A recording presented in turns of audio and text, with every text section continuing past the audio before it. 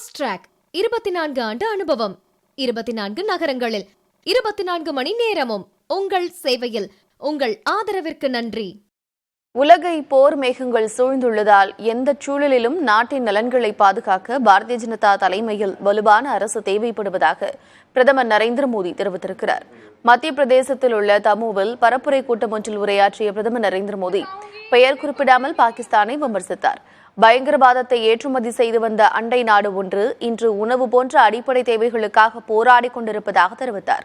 ஒரு நிலையான வலுவான அரசு எப்படி செயல்படும் என்பது கொரோனா தொற்று பரவிய போது தெளிவாக தெரிந்ததாக மோடி குறிப்பிட்டார். அப்போது கோடிக்கணக்கான மக்களுக்கு இலவசமாக கோவிட் தடுப்பூசி செலுத்தப்பட்டதாகவும் ஏழைகளுக்கு இலவச ரேஷன் வழங்கப்பட்டதாகவும் அவர் தெரிவித்தார். இன்று எந்த அழுத்தத்திற்கும் உள்ளாகாத, யாருக்கும் அடிபணியாத அரசு நாட்டில் இருப்பதாக பிரதமர் நரேந்திர மோடி குறிப்பிட்டார். காங்கிரஸ் ஆட்சியில் இருந்தபோது பாதுகாப்புத் துறையை பல ஆண்டுகளாக போதிய வலுவின்றி வைத்திருந்ததாகவும் பிரதமர் நரேந்திர மோடி குற்றம் சாட்டினார். வெளிநாடுகளிலிருந்து ஆயுதங்களை வாங்கி வந்த நாடு தற்போது வெளிநாடுகளுக்கு ஆயுதம் விற்பனை செய்யும் அளவு வளர்ந்திருப்பதாக தெரிவித்தார்.